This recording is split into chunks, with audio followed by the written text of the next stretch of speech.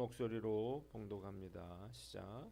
할렐루야. 여호와를 경외하며 그의 계명을 크게 즐거워하는 자는 복이 있도다.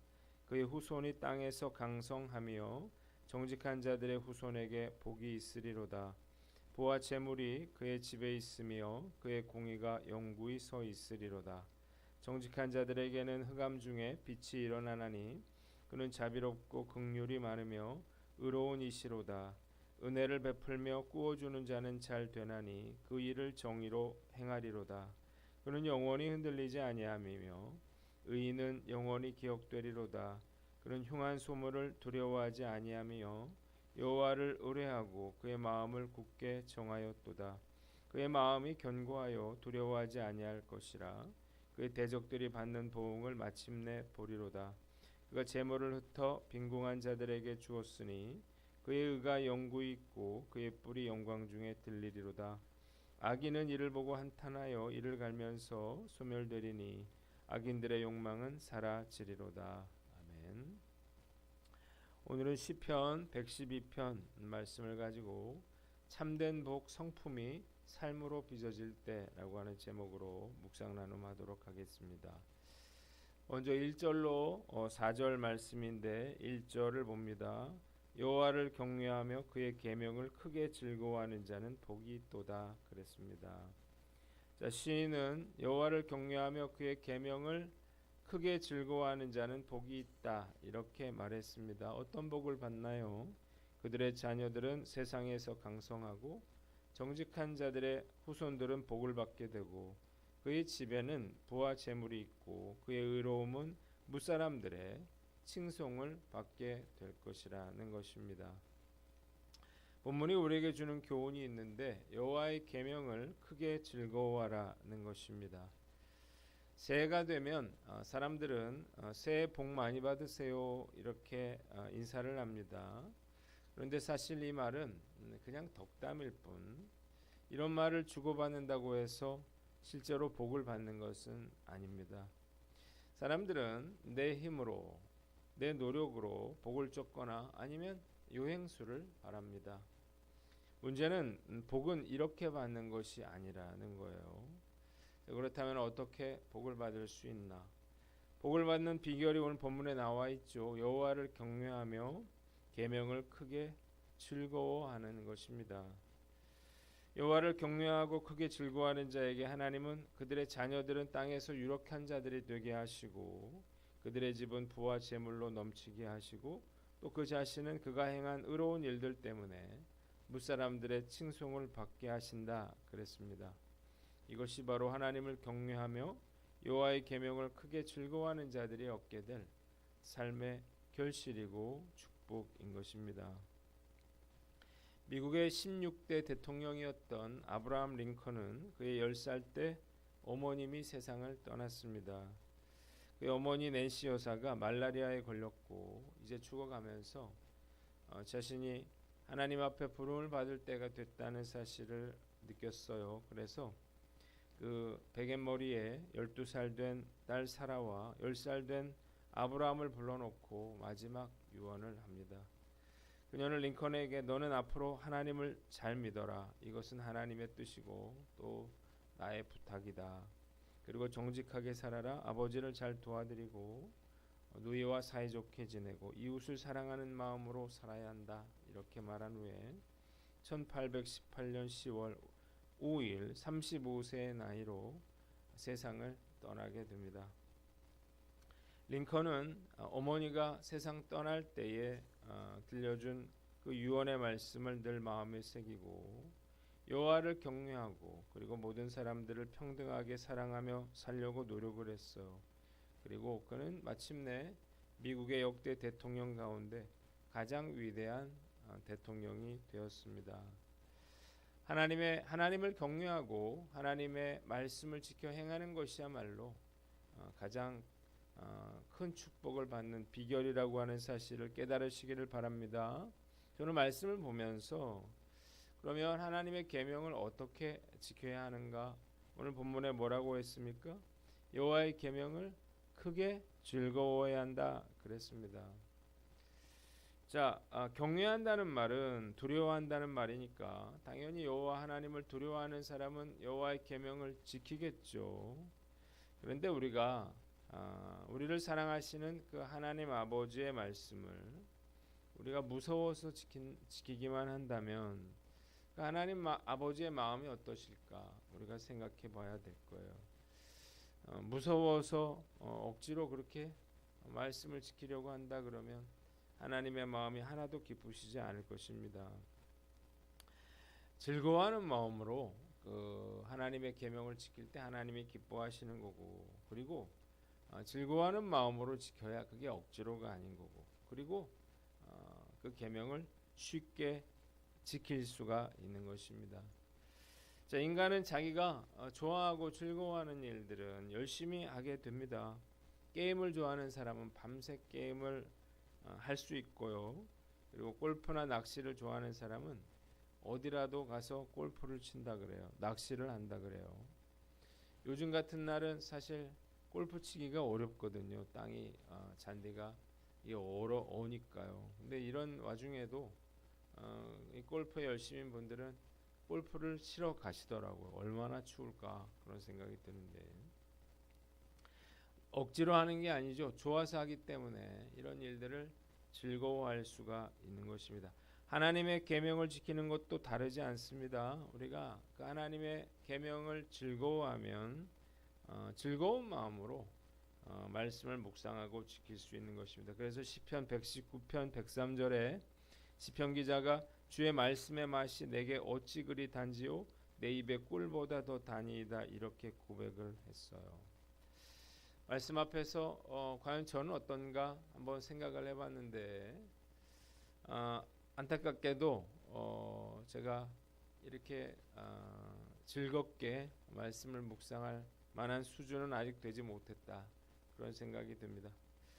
억지로 의무감에 말씀을 묵상할 때가 많아요. 그리고 이 하나님 말씀을 이제 묵상할 때마다 이 말씀을 가지고 도대체 어떻게 큐티를 해야 할까 이런 부담감이 있어요.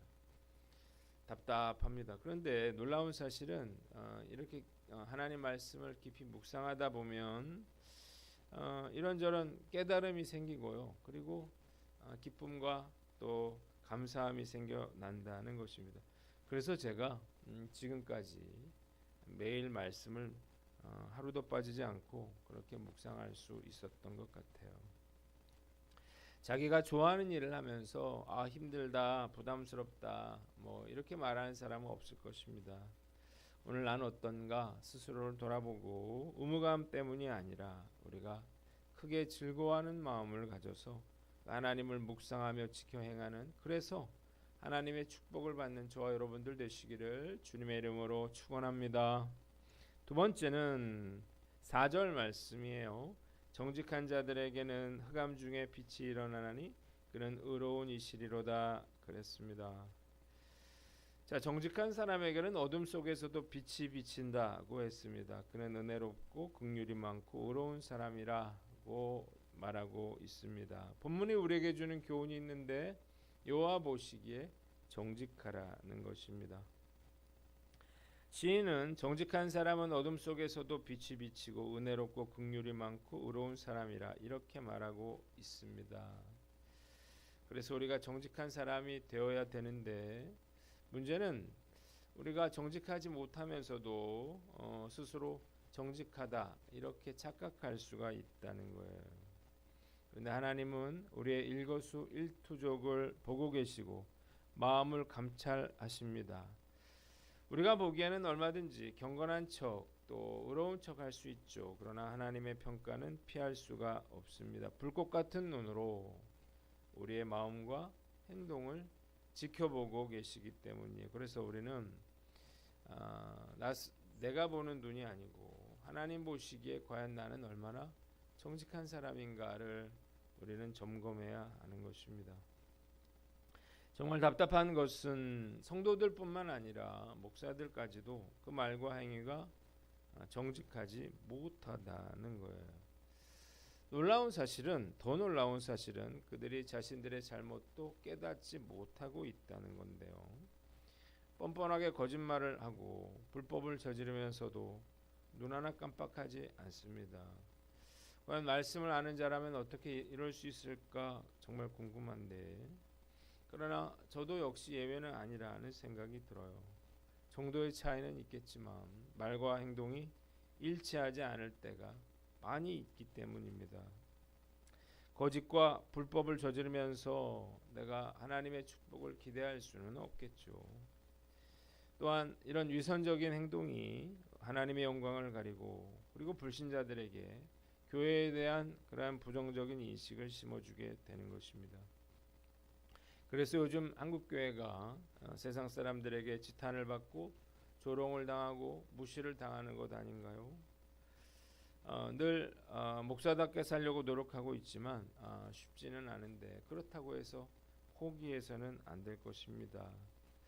오늘 과연 나는 어떤가요? 나는 하나님 보시기에 정말 정직한 사람인가 스스로를 돌아보고, 우리가 하나님 앞에서 정직하게 살기 위해서 우리가 치열하게 노력하는 저와 여러분들 되시기를 주님의 이름으로 축원합니다. 마지막으로 5절로 10절 말씀이에요. 5절을 봅니다. 은혜를 베풀며 꾸어주는 자는 잘 되나니 그 일을 정의로 행하리로다 그랬습니다. 자, 시인은 은혜를 베풀면서 남에게 꾸어주는 사람은 모든 일이 잘 될 거라 그렇게 말하고 있습니다. 그는 영원히 흔들리지 않고 또 흉한 소문을 듣고도 위축되거나 두려워하지 않습니다. 그가 여호와 하나님을 의뢰하고 마음을 굳게 정하였기 때문이에요. 그는 결국 대적들이 망하는 것을 보게 되고 그 의로움이 영원히 기억되고 영광을 받으며 높아지게 됩니다. 반면에 악인의 욕망은 사라지고 말 것입니다. 본문이 우리에게 주는 교훈이 있는데 은혜를 베풀며 살아라는 것입니다. 하나님께서 인정하는 사람 어떤 사람인가요? 은혜를 베풀며 사는 사람이에요. 이웃을 사랑하고 섬기며 긍휼히 여기고 용서하는 사람이 바로 의인이고, 하나님은 이런 의인들을 축복하시는 것입니다. 그러니까 내가 누구에겐가 내가 은혜를 베풀었어요. 그러면 그것을 하나님이 기억하시고 그 은혜를 나에게 축복으로 갚아 주신다는 그런 말씀입니다. 열왕기상 2장에는 다윗의 죽음과 유언에 관한 이야기가 나옵니다. 당연히 다윗이 죽을 때 아들 솔로몬에게 유언을 했겠죠. 어떤 유언을 했나요? 솔로몬에게 힘써 대장부가 되고 여호와의 명령을 지키고 그 길로 행하라 이렇게 유언을 합니다. 그러면 무엇을 하든지 형통하리라 그랬습니다. 그런데 놀라운 사실은 뭐냐면 그가 바르실레의 아들들에게 은총을 베풀어서 그리고 솔로몬 왕의 상에서 먹는 자 중에 참여하게 하라 이렇게 예언을 했다는 거예요. 자, 죽기 전에 예언을 하는데 자기 가족에 대해서만 예언을 한 게 아니라 바르실레의 아들을 선대하라고 그렇게 유언을 하고 있는 거죠. 그가 이런 유언을 한 이유가 뭐냐? 압살롬의 반역으로 인해서 다윗이 야반도주를 합니다. 그래서 정말 새벽에 목숨을 걸고 요단강을 건너요. 만약 압살롬이 다윗이 요단강을 건너기 전에 공격을 한다면 몰살당할 수밖에 없었기 때문입니다. 그러니까 급해가지고 아무것도 챙겨 나오지를 못한 거예요. 다윗이 간신히 마하나임이라고 하는 곳에 도착했을 때 바르실레라고 하는 사람이 다윗과 신하들을 위해서 침상과 대야와 질그릇과 밀과 보리와 밀가루와 볶은 곡식과 콩과 팥과 볶은 녹두와 꿀과 버터와 양과 치즈를 가져다가 다윗과 함께한 백성들에게 먹게 했습니다. 자, 얼마나 이것들이 요긴했을까요? 배고픔과 목마름에 시달렸던 다윗과 백성들에게 엄청난 도움이 되었습니다. 그러나 사실 바르실레가 야반도주를 하는 다윗 왕을 돕는 것은 정말 너무나 위험천만한 일이었다는 것. 만약 이 전쟁에서 다윗이 패한다면 이 바르실레는 반역으로 자신뿐만 아니라 자기 가족까지도 몰살될 수밖에 없는 상황이었습니다. 그래서 많은 신하들이 다윗을 외면했는데요. 그러나 바르실레는 죽음을 무릅쓰고 그 다윗을 찾아가서 은혜를 베풀었습니다. 전쟁에서 다윗이 승리했죠. 그래서 다윗은 그 바르실레를 불러요. 그래서 그를 왕궁으로 데리고 가서 은혜를 갚게 해달라 그렇게 부탁을 하는데 바르실레가 자기가 나이가 많다면서 이걸 정중히 고사합니다. 자, 그랬는데요. 바르실레는 죽었고 그리고 이제 다윗이 이제 죽음 앞에서 유언을 하게 될 때 이걸 기억하고 바르실레 아들들에게 선대하라고 그렇게 솔로몬에게 유언을 하고 있는 것입니다. 자, 누군가를 선대하는 것, 은혜를 베푸는 것 이것이 얼마나 중요한 것인가를 잘 보여주는 그런 이야기죠. 그래서 우리도 바르실레처럼 그렇게 은혜를 베풀며 살아야 하는 것입니다. 내가 베풀었던 그 은혜와 선대가요 언젠가는 결국 나와 내 자손들에게 돌아오게 되기 때문이에요. 그래서 우리는 어려움 당한 사람들 도와주고 베풀어주고 나누어주고 그들을 위해서 기도하는 일에 애를 써야 하는 거예요. 당장은 얻는 것이 없는 것처럼 보일 수가 있습니다. 그 사람이 나에게 뭔가를 이렇게 그 은혜를 보답하지 못할 수 있겠지만 하나님께서 이것을 지켜보시고 하나님께서 선대하신다는 사실을 깨달으시기를 바랍니다. 그래서 우리가 나도 힘들다, 나도 어렵다 그렇게 핑계대고 나만을 위해서 그렇게 살아갈 게 아니라 내가 없어도 부족해도 나눌 줄 알아야 하는 거예요. 제가 목회를 하면서 깨달은 게 있어요. 저뿐만 아니라 많은 그런 목사님들, 목회자들이 하는 이야기가 있습니다. 나누고 베푸는 것, 이거는 돈이 많다고 하는 게 아니라는 사실이에요. 오히려 돈이 많은 사람들이 그렇게 인색하다는 이야기를 많이 하더라고요. 생각해보면 그래서 돈을 많이 모았겠구나 그런 생각도 해보지만 그렇게 살면 결국 아무것도 돌아오지 않습니다. 과연 오늘 나는 어떤가 스스로를 돌아보고 우리가 성탄절을 맞지 않습니까? 성탄절에 우리가 작은 나눔을 실천하는데 우리 정성껏 우리가 최선을 다해서 우리 주변에 어렵고 힘든 사람들에게 은혜를 베풀고 그들을 선대함으로 우리가 하나님이 약속하신 놀라운 축복을 받는 저와 여러분들 되시기를 주님의 이름으로 축원합니다. 기도하겠습니다. 하나님 아버지, 우리가 계명을 지켜 복을 받되 즐거운 마음으로 계명을 지키게 하여 주시고 우리가 여호와 보시기에 정직하고 또 은혜를 베풀며 살게 하여 주시옵소서.